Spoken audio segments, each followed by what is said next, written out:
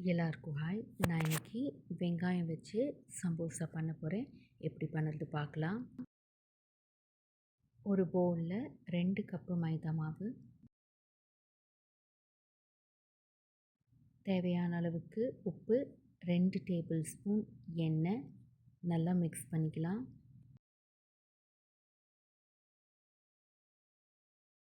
இப்போது கொஞ்சம் கொஞ்சமாக தண்ணி ஆட் பண்ணிவிட்டு நம்ம சப்பாத்திக்கு மாவு பிசைகிற மாதிரி பிசைஞ்சு எடுத்துக்கலாம்.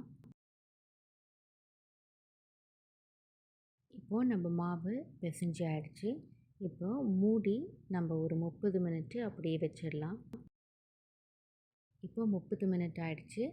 சின்ன சின்ன உருண்டைகளாக பண்ணிக்கலாம்.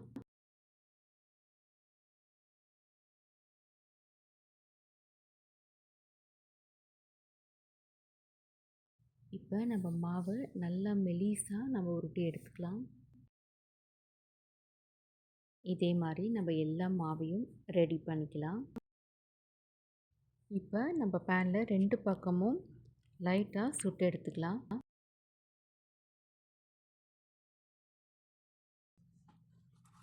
இப்போ நம்ம சைடில் ஈக்குவலாக நம்ம கட் பண்ணிக்கலாம். இப்போது நம்ம சமோசா பட்டி ரெடி ஆகிடுச்சு. நம்ம சைடில் கட் பண்ணி வச்ச அந்த எக்ஸ்ட்ரா பட்டியை நம்ம இந்த மாதிரி எண்ணெயில் ஃப்ரை பண்ணிக்கலாம்.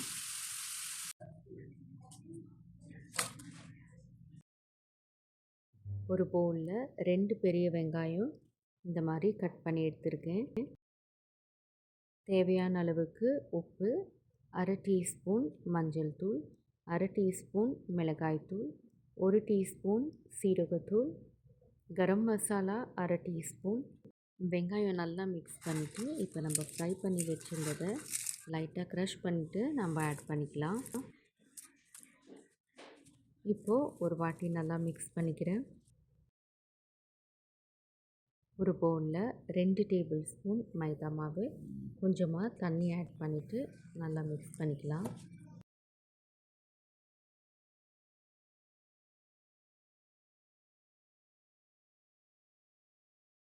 இப்போது நம்ம சமோசா பட்டியை ஒரு ட்ரையாங்கிள் ஷேப்பில் பண்ணிக்கலாம்.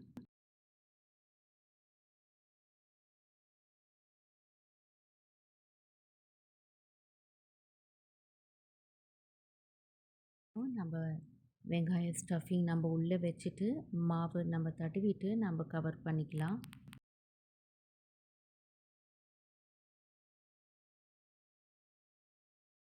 அவ்வளோதான். இதே மாதிரி நான் எல்லா சமோசா நான் ரெடி பண்ணிக்கிறேன்.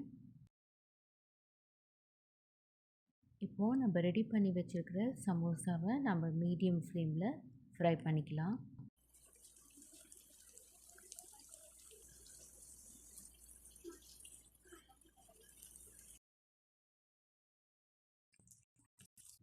இந்த அளவுக்கு ஃப்ரை ஆனால் போதும். ஒரு பிளேட்டில் மாற்றிக்கலாம். இதே மாதிரி நான் எல்லா சமோசாவும் ஃப்ரை பண்ணி எடுத்துக்கிறேன். அவ்வளோதான், நம்ம கிறிஸ்பியான ஆனியன் சமோசா ரெடி ஆகிடுச்சு. இந்த வீடியோ உங்களுக்கு பிடிச்சிருந்தால் லைக் பண்ணுங்கள், ஷேர் பண்ணுங்கள், கமெண்ட் பண்ணுங்கள், சப்ஸ்கிரைப் பண்ணுங்கள். தேங்க்யூ.